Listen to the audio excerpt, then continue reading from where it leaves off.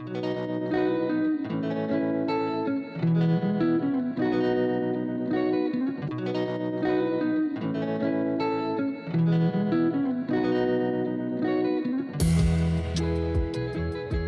welcome everyone to this latest episode of the DePOT podcast. I'm Naomi Petropoulos and I'm your host today.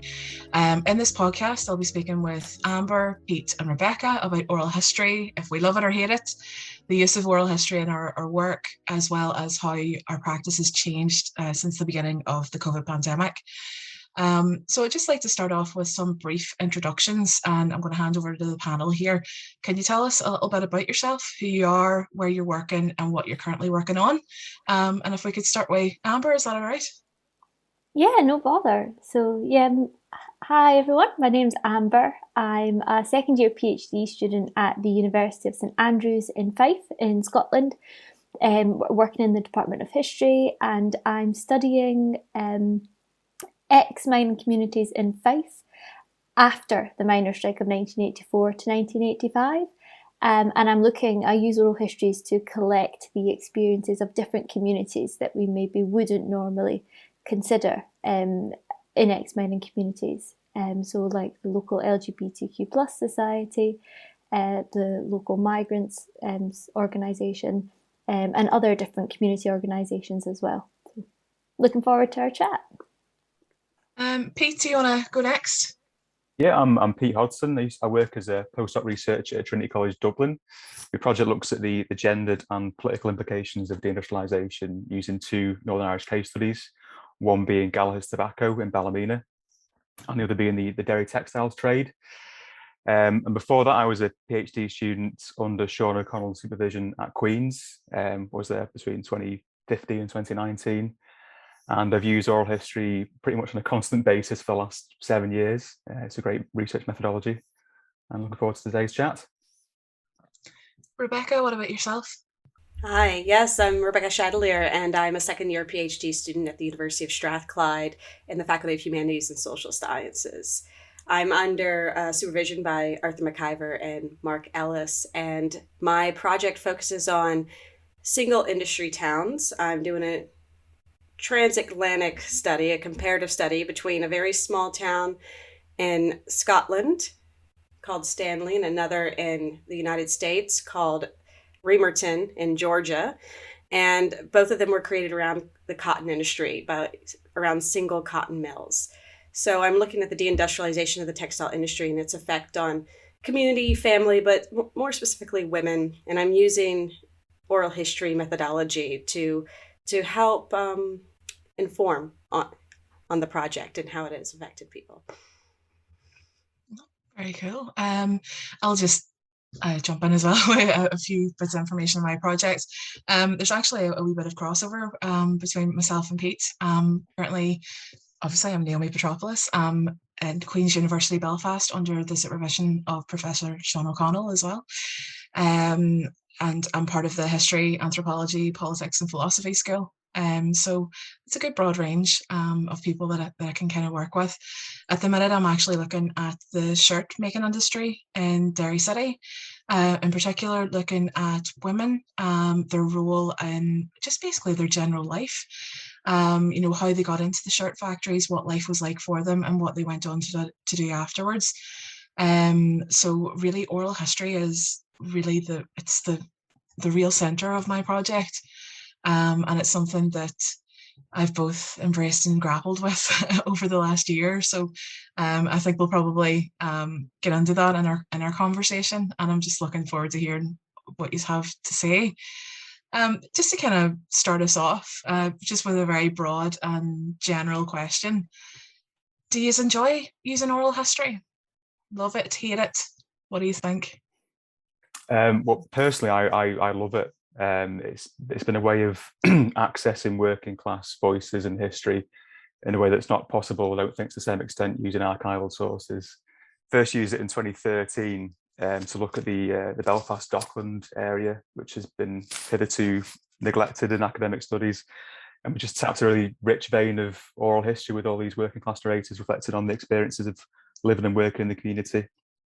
And I just saw its value from that point onwards. And I've used it in every single project since that point, BA thesis, master's thesis, PhD, 2 postdocs, and it's served me well. It's a very rewarding way of doing history, I think. Yeah, I'll jump in.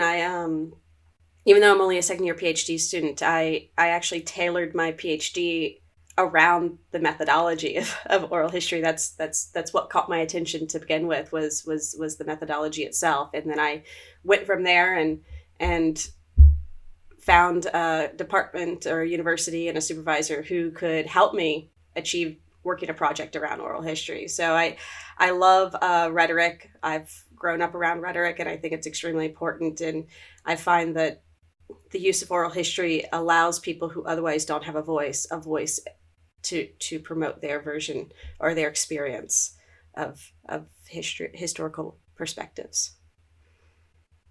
Yeah, I would just have to absolutely agree with what's already been said about, I love oral history. I love the sort of the radical potential of it to sort of undermine claims to that of any type of hegemonic knowledge. And I do also have to be honest in that I haven't done much oral history yet. I do have lots of plans to. COVID has put a lot of delays on my plans to conduct my interviews for my PhD research. But I got to sort of dabble a little bit pre-COVID in some sort of community organisations, not linked to my research, but just things I was doing in my spare time. And it's a great experience. And it produces some really, really important dialogues, I think, too. So, yeah, I love it, and hopefully we'll get to do more of it, too. It's going to sound like we're all drinking the Kool-Aid, so to speak. I love it as well. I love that phrase that you use there as well, Amber, that idea of this radical potential, because it is wild at times. It's you can end up in a 30-minute conversation where every single thing is very structured and here's every single question answered, and you could also end in a 3.5-hour interview where you've talked about everything as well as what you're looking for. So it's kind of it is unpredictable, but similarly, I feel a bit of a great pretender here. I came onto oral history very, very late. I had done a master's in public history at Queen's, and it was just by chance. Sean O'Connell had a session about it, and I was like, it really sort of opened up, like, oh yeah, actually we could, I could use that. And another thing about my project and about Derry in general is a lot of the records are either missing or incomplete. There's not been a lot written. So oral history kind of opens up that potential to let Derry people almost write the book themselves, I suppose, in a way. But yeah, similarly to you, Amber, as well, COVID has just we really can't have a conversation about oral history without talking about COVID these days, because even to this day it's affecting my project as a whole, not just sort of the actual oral history part of it itself. Are you finding the same? Is it just has it put a stop maybe to your work, or he's trying to plod on?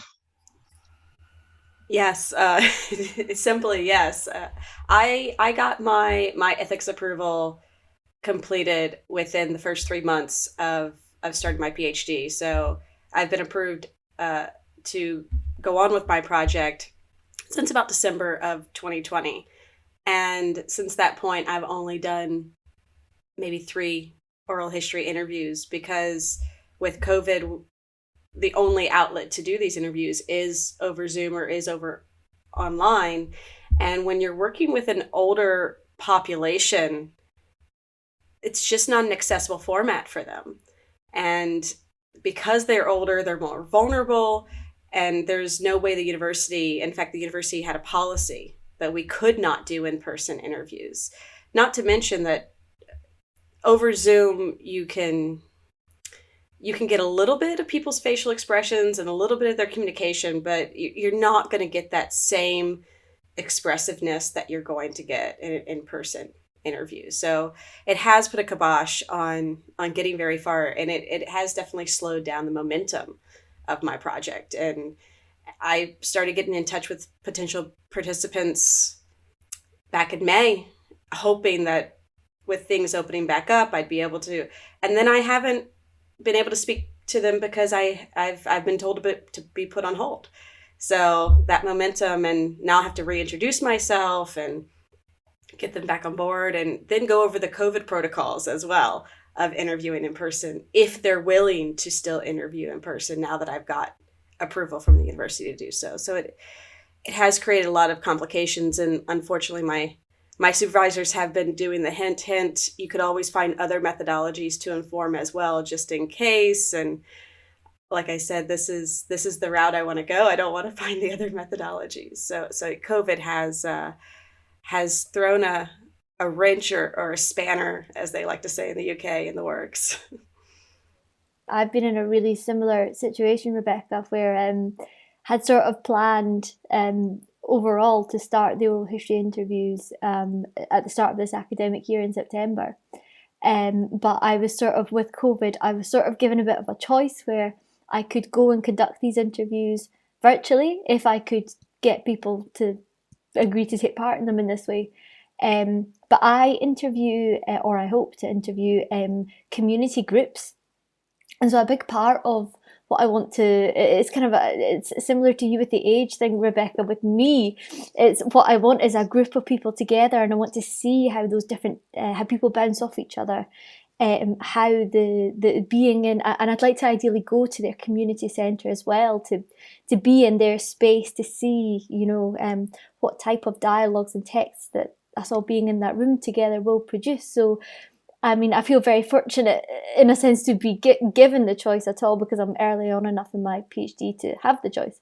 But I could sort of go ahead and go for the virtual interviews, or I'll do what I've been doing, which is just sort of holding off to see, actually, provided I can get them done by the end of this academic year, I'm going to try and see if I can get them done in person, which will hopefully happen in the next few months. In the meantime, what I've been doing is focusing a lot of my research on archived oral history interviews, which is very interesting. So interviews which took place and were archived, which took place in the 1990s, which has been very interesting, because I can then sort of look at how things, like, 'cause that's the period that I study. And so rather than looking at what the interviewee had to say about, the 1920s or the 1930s, looking at how sort of consciousness and sort of the place of local history operates in the discourse and the dialogues created between the interview and interviewee. So that's been very interesting. So there have been some pros, I guess, to it's not all been doom and gloom from COVID, I guess, but hopefully things can move on soon. It's an interesting thing as well that, like, both of you have kind of touched upon it, this ever-changing scenario, and it's something that's really kind of, obviously there's legal implications and things like that, and it's something that I kind of want to insert into the conversation, Pete, because you're as we call here down south, you're based in a Republic of Ireland institution, so your laws, even in general, with regards to COVID, are completely different to ours. Mm-hmm. So I'm intrigued about, and equally, Rebekah and Amber, you are both in Scotland, so your laws are different to mine in Northern Ireland. And really with Queen's at the minute, they're kind of in that limbo stage where we might think things might get better, but at the same time they're still at risk. So maybe just stick to online. There's no sort of official stance like you've had, Rebekah, where it's like, oh, go face to face. So I'd be intrigued, Pete, about your experience in the different jurisdictions. Well, I'll speak to me first postdoc first. I was in McGee College in Derry until August of this year. So as a pandemic hit in March 2020 even, I was interviewing right up to the 10th of March in people's homes in the Bogside and in Shantallow and the Fountain, up until basically 10 days before the pandemic lockdown started, the first one. So it was a complete shock to the system for everyone. It was unexpected. And I just left people alone for a few weeks. I had a big bank of people that I was going to talk to in person. So I just thought, well, I'll let people get through the pandemic the best they can the first few weeks. And then I started making sort of phone calls to them. Are you up for a telephone conversation or an internet conversation? And I concur with a lot of people were over the age of 75 and perhaps didn't have access to the internet, or good quality internet at least. So I had to sort of come up with a very last minute method of capturing telephone conversations on Skype, which is very, very clunky. But it worked in the end, minus a few tech difficulties with BT. But so that was how I got around it. So from about May onwards until September 2020, I did about 15 remote interviews with people in Derry, which was it lacked a certain something. I can't quite put my finger on it. There's not being in a room with someone drinking tea and eating the biscuits is a very different situation to a Skype call. And I think both parties missed it. Although I had people that were saying to me that, I'm glad you rang, because the only person I spoke to today is you, sort of thing. With that complete lockdown the first 2 or 3 months, it was a period of intense isolation for particularly older people. So I think the opportunity to be distracted by something and reflect on the past and have a conversation with someone over an hour and a half, 2 hours was a welcome thing for a lot of people. But currently, I haven't interviewed anyone for my current project, and it's weird, being based in Dublin technically, but the research is Northern Irish orientated. So I've got these cross-border things to negotiate, and of course GDPR is still in force in its European form in the Republic of Ireland, and it isn't in Northern Ireland. So I've had to insert various legal clauses into me transcripts, me consent forms to make sure I'm all okay and above board. But hopefully I'll not get caught out. It'll go smoothly. It's added that extra layer of like, not only are you sort of thinking about all the things that we've all been trained in, obviously the concept do no harm, that in general has taken on a completely different meaning, and especially like when infections are high in the community that you're working in. It's not just do no harm to the people that you would potentially be visiting, but it's do no harm to yourself as well. It's that risk versus reward. That's it. And it's a very interesting thing what you said there, Pete, as well, about the fact that for you it kind of lacked a certain something. Was it were you already in contact with the people face to face before you then switched, did you say? Yeah, luckily I'd already made me contact in sort of the winter of 2019-20 before the pandemic hit. So I was fairly active in the community centres, the Gas Yard Centre in the Bogside, and the Newgate Centre in the Fountain, sort of the big community areas. So I'd already made me contacts, and I was yet to meet them in person, sort of thing. So luckily in that respect, I had phone numbers and names and email addresses that I could go from. But it was just very disorientating. I'd never ever conducted an interview over the internet or the telephone prior to May of 2020, and it's a very steep learning curve. The tech was breaking down frequently. Didn't know what I was doing, but luckily people were very generous and let me mess around for a few minutes before the interview started and make sure it was all okay. But I do miss it. Being in the house all day long interviewing people over Zoom doesn't have the same effects on either party, I don't think, compared to a face-to-face chat in a cafe in Derry or Belfast or wherever it is, or someone's home even. It's very different. I find that really interesting because I haven't done face-to-face, like traditional face-to-face oral history ever. The only face-to-face interview that I did was with my own grandmother, who I was taking shopping out to anyway, because she was part of our bubble. So that's, for me, that's intriguing, because I find the online stuff quite rewarding, in the sense of something that you've touched upon there, that whole idea of like, oh, you're the first person that I've seen today. Or, there was one person who had said to me, you're the first person that I've seen in a week and a half at one point. And it's simultaneously heartbreaking but heartwarming at the same time, because it highlighted for me the old. I similarly work with, you know, older people. You're talking about, you know, people who are at least 70. Although it's not sort of restricted to that, but it's just the way it's panned out. And for them, the amount of them on Facebook is amazing. It's absolutely unreal.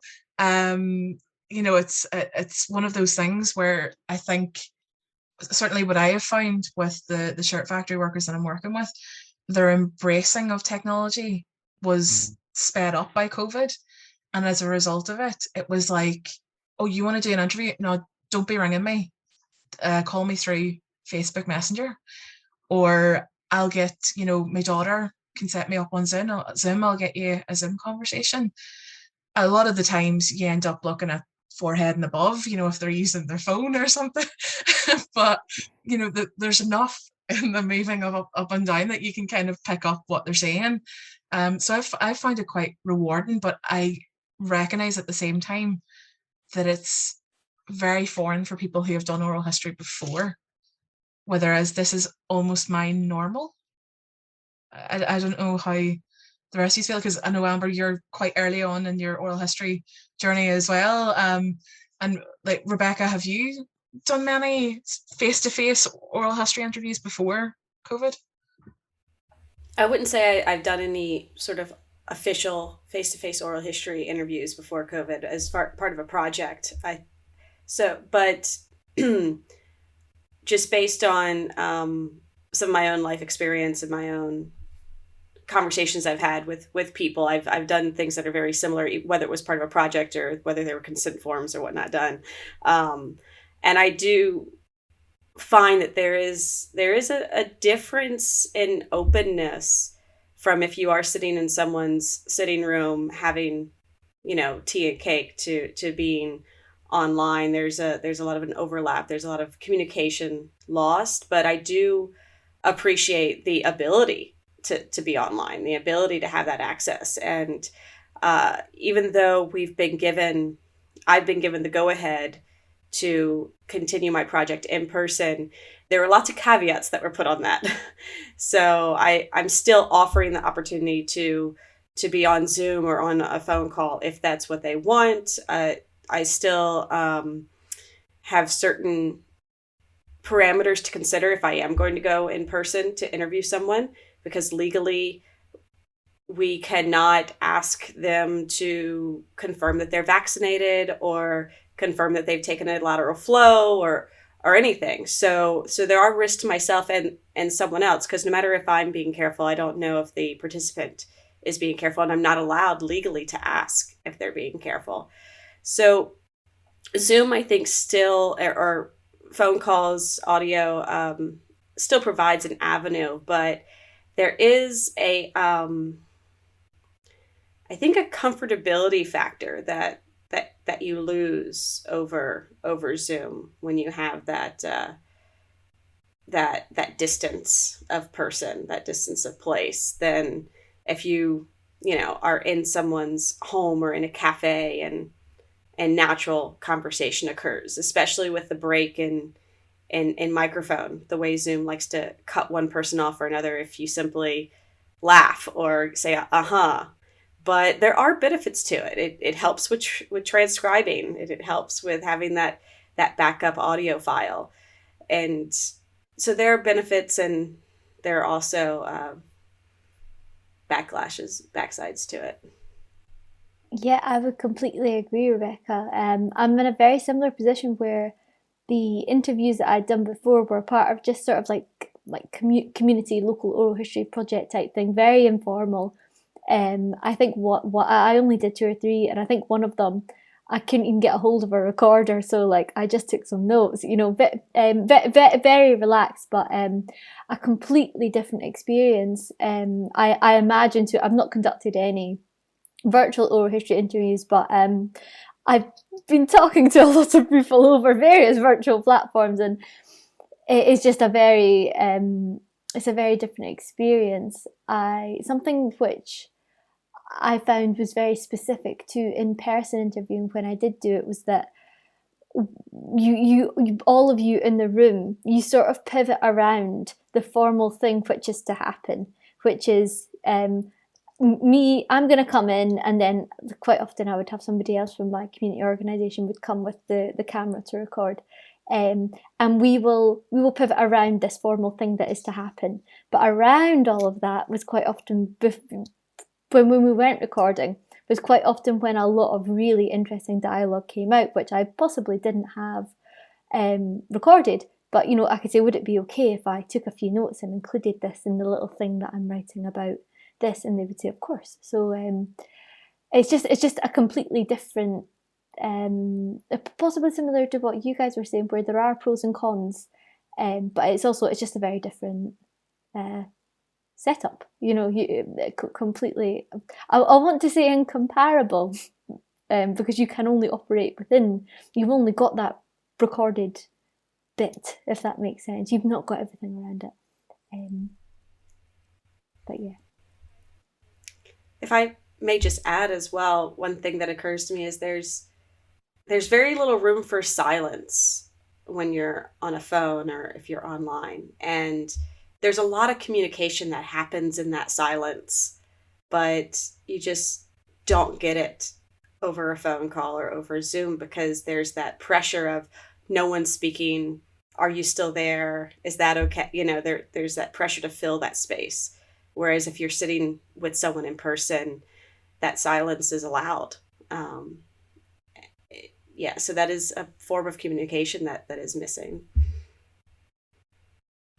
Particular problem for telephone interviews, I suppose, really, isn't that idea of you always want to fill the gap, and it's you're fighting your natural instincts to go, yeah, that's right, or, you know, because you don't want to cut across them. You want to get the best of their thoughts, and I think that's what kind of put off a lot of the participants that I had and have in my study. Like, unanimously, they all said, "Do not be ringing me. I don't want to do this over the phone." Some I had met in person before at a previous thing that they had done. They had actually done a podcast about their time, and that's how I kind of met them. I was an observer just at the very early stages of forming my project. So I was able to meet them, and they knew me. But then there was other people that I just put a general call out on Facebook. And there were people from Canada, all over the place. Some were based in England, Scotland, further afield. And they were just like, yeah, absolutely. I'll ring you through Messenger. Is that all right? We'll talk that way. You know, there was never even a discussion of a telephone conversation. It was almost like a given, you know, that's what they wanted to do. And maybe that was what they were comfortable with. But I definitely found that very interesting, because as soon as COVID hit, panic stations hit for me. I'll be honest. I was like, I don't know how this is going to work. You know, that you're not going to get a lot of people, older generations online.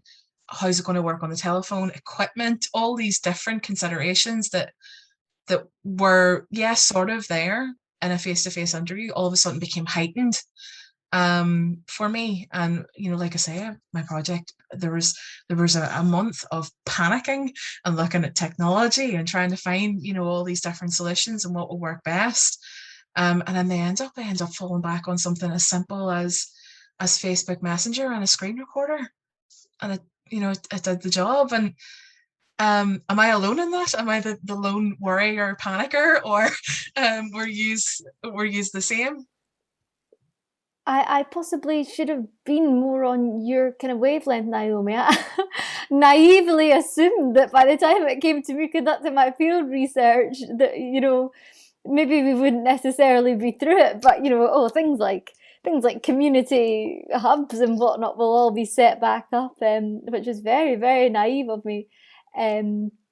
But I had a very, very similar experience to recruitment, actually, where I think I would normally have relied on going in person to like little group community open days, meetings, or into their centres, you know, coffee mornings and things like that. And it was Facebook, which I found is used most predominantly, especially by older members, and community organisations more generally. And that out of all of the platforms that we've all sort of adapted to or learned to use for the first time, good old faithful Facebook has been the most fruitful for me. So I don't know about you guys. We've had similar experiences. I was expecting to find more Facebook groups, but I think because my study is focused on extremely small towns we're talking they way less than 10,000 residents of these towns, and yes, a lot of them have moved on, but a lot of their families are still around. It does still, my recruitment does still depend on finding gatekeepers and finding access points to these people. When I was looking at what community to study, I already had one because my family is from Remerton or Valdosta, Georgia. So I know that I had the gatekeepers there just through family access. But when I was looking for my Scottish side of the study, one place that became prominent was only prominent because it had a Facebook group. I ended up not going with that one, but yes, it was extremely attractive in that form, but it just didn't fit the study in other ways. So for my Stanley side of the study, I am relying very heavily on the Stanley Development Trust to help me get in touch with people who might be potential participants. And Naomi, I would like to ask a question, but I want Pete to be able to come in. So I'll save my question for a minute. Yeah, I think I'm being a bit of a Luddite really with Facebook, because I am members of sort of ex-workers reminiscence groups, particularly in County Durham coal mining communities, but I never chose to recruit through that means. I'm not quite sure why.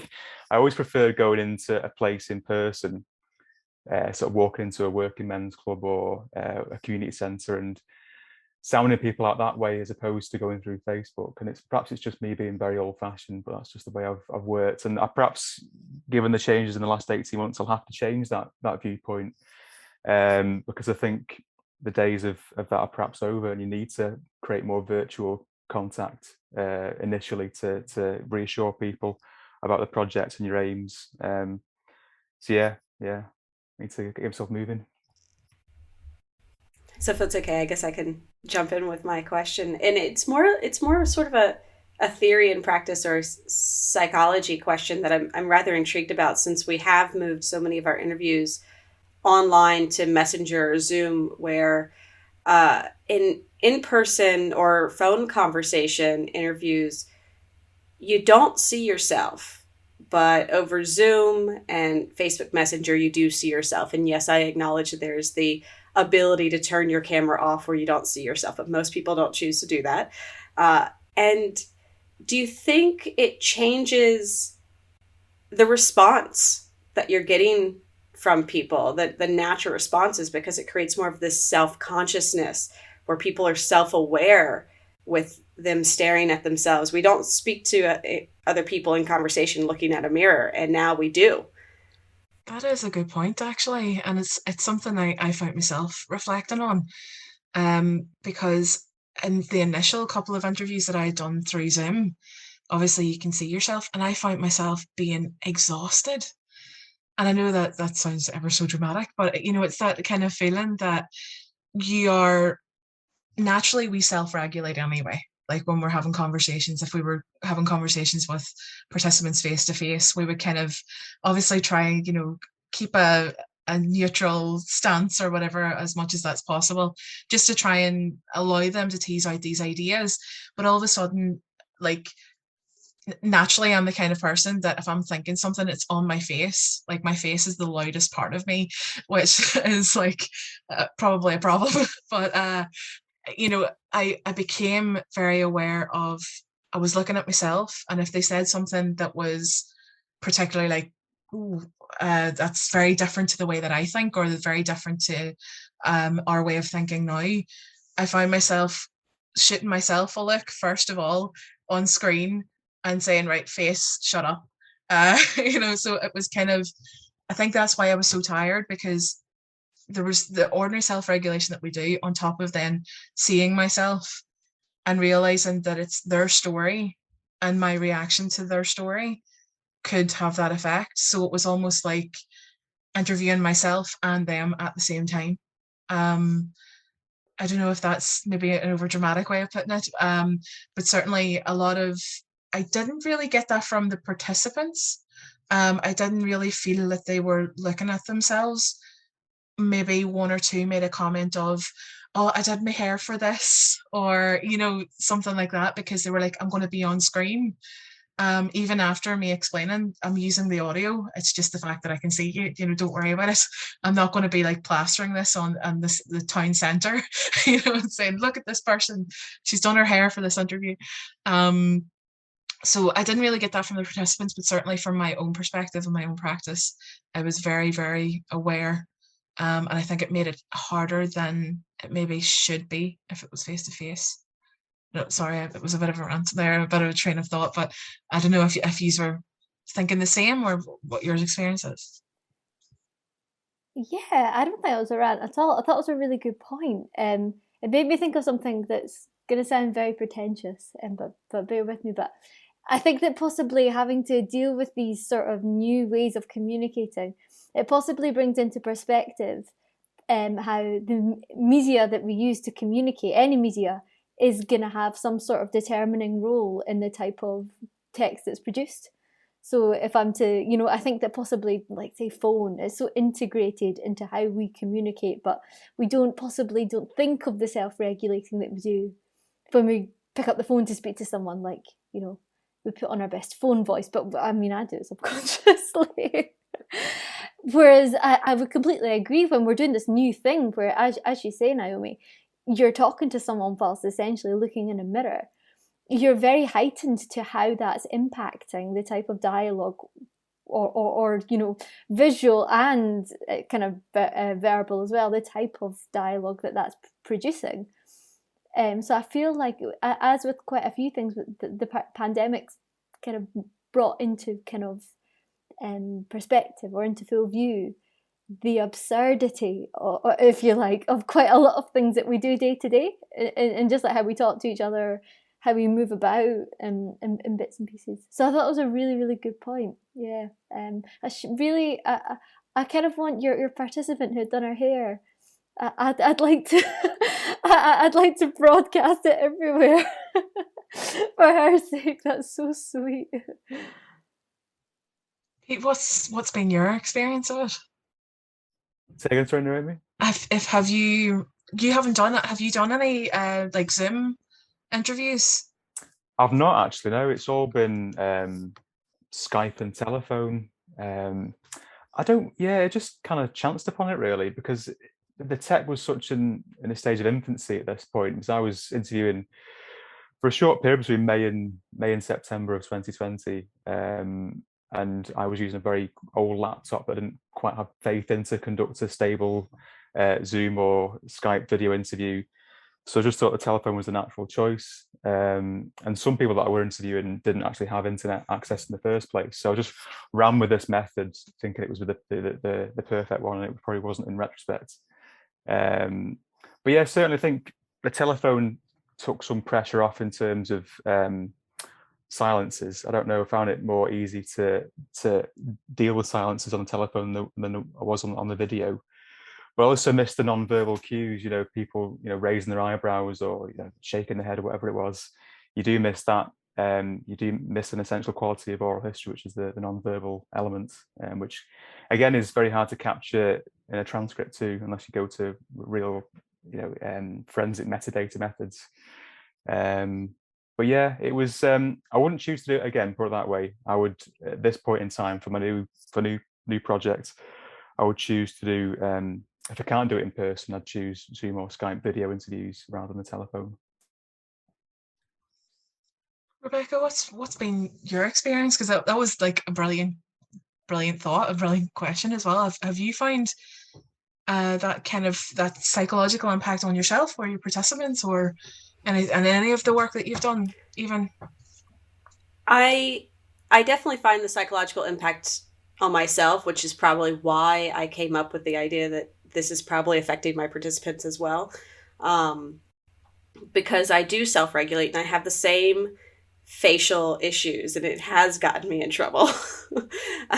Apparently, I scream at people with my face if they make me not happy. I won't say it, but I guess my face says it all, and I've been told that by multiple people. So I do find it extremely diverting to have my face in front of me, and it's helpful for me, so I'm not screaming at them. But at the same time, I'm not giving that person who I'm in conversation with a genuine response either, which is going to change the way that they continue their story or respond to the next question. And if I'm doing it, my assumption is that they're having the same experience. And the only interview that I can draw from that I feel like I have some insight on is I did an interview with a family member where some of the questions I asked were to pull out stories that I had heard previously. And these stories I heard previously were in a very informal setting, in her living room, late at night, looking through photograph books. And they just, between herself and myself and another family member, they just spontaneously happened, and they were flowing, and it was just great conversation. And I remember thinking at that time, oh, I wish I had a recorder, but I didn't.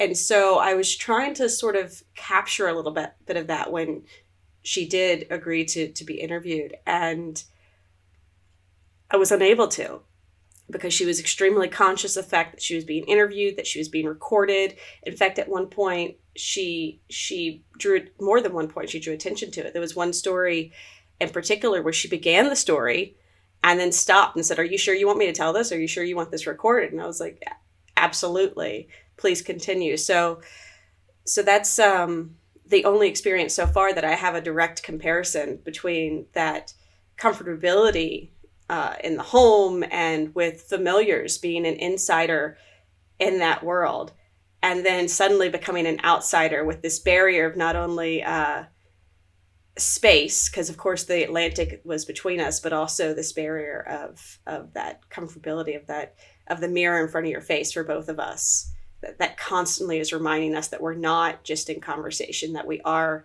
in an interview, that we are being recorded, that these words are going to come back to us at some point in time. Yeah, it's definitely a good point. I'm just kind of conscious on the time, so I think I'll I don't know if this is going to be a softball or if it's going to be a difficult question, but just I'll hand it over to you. Past COVID, and let's get to the utopia of we're grand. We can go back to normal, but I am not going to use that term new normal because that drives me insane. But anyway, what do you look forward to doing? Once we are back to normal and in your oral history practice, what is the most sort of important thing, and how do you see the future panning out? If you don't mind, I'd like to start with Pete, because you're kind of at that stage, you're on that cusp of moving forward. Yeah, it'll definitely be a hybrid approach, I think, and the interview method will be dictated by the interviewee and what their preferences are. Because I've got a thing on the transcript, also the consent form even, that says, we can either meet in person or remotely, and it's entirely up to you. There's no pressure either way. So I think depending on their preferences will dictate my interview tactics or style. But my preference, my utopia will be to go back to how it was in 2019, where I could walk into a community centre or meet someone in a cafe, or even go into someone's home and eat all the tea and biscuits they've got in the house, because I do miss it. And there's nothing quite like being in someone's house in their sort of comfort zone. I think it just brings a bit of richer testimony. And people sometimes, retrieve pictures off bookshelves and, old books that they got upstairs and magazines as a prompt almost. And, it's just difficult to replicate some of this meta stuff over the internet, I think. I think it makes a more richer experience for both parties being in person. But ultimately, that decision isn't going to be down to me. It's going to be down to the interview and what their preferences are. Yeah, I would completely agree with that, Pete. I think that a hybrid approach, depending on what participants prefer and what is most tailored to their needs, is definitely the way forward. But if I'm allowed to sort of engage in my utopia for a second, I think my utopia would be a world where we've come through it. It's all in the past, but we're all so glad to be able to hang out with each other. That life is just one big constant oral history interview all the time, where we're all going into each other's houses, we're all going into each other's community centres that have all been given all this funding from the government, or all our various governments, to stay open and warm and lit, and we can all have conversations in person all the time. That would be my dream. Sounds wonderful. Rebekah, what do you think? What's your utopia, oral history utopia, should I say? Yeah.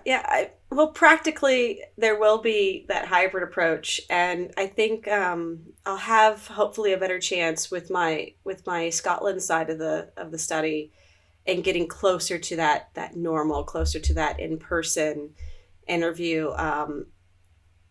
ability. But I just have maybe it's a pessimistic view, but unfortunately, because my second half of the study takes place in the American South and the Deep South, which is known for its hospitality and it's known for its warm welcome, there is a political atmosphere there that will prevent me being completely comfortable in in-person interviews, especially since there's no way for me to guarantee that anyone's being careful with the virus.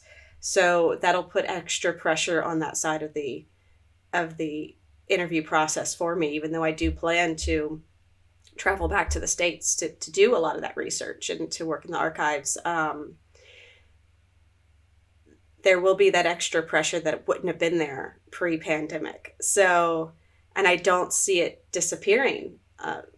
We have continual elections in the United States, and there's continual rhetoric that is happening surrounding COVID that is going to make things more difficult, I believe, for my study, just from the in-person perspective of the study. But yes, my utopia is that COVID never happened, and that in-person interviews are just an acceptable thing that don't come with caveats and don't come with risks that may not be acceptable. But I unfortunately am going to have to work in the reality that I'm given and not the reality that I want. That is, yeah, that's the kind of unfortunate thing about it. COVID has been unleashed. We can't put it back in the box and file it away, I suppose. But it's definitely, I definitely think things have changed. And touching upon what you have said, this kind of idea of the hybrid approach, it could be something that, although I recognise there are sort of downsides of not having that face-to-face, I think we're kind of in a position now where we've had the explosion of Zoom, and the sort of idea that even the older generations now are technologically savvy, that to a certain degree, that it might become, maybe oral history might change completely, and it's not just for the reasons that you were talking about, Rebekah, about the whole idea that we're constantly thinking infection control and things like that. Maybe people just prefer to jump on their computer in their house instead of sort of getting a taxi or a bus to wherever they're meeting somebody to interview. So I think it's going to be a very interesting time for us oral historians over the next number of years. And of course, we're all the same. We're subject to funding, and we're all on a timer, and we're all kind of trying to get through as best we can in the time that we have as well. And yes, speaking of time, I think that we'll call an end to this discussion for today. So thanks so much, Amber, Pete, Rebekah. Thanks for joining me, and thanks everybody else as well for tuning in to us.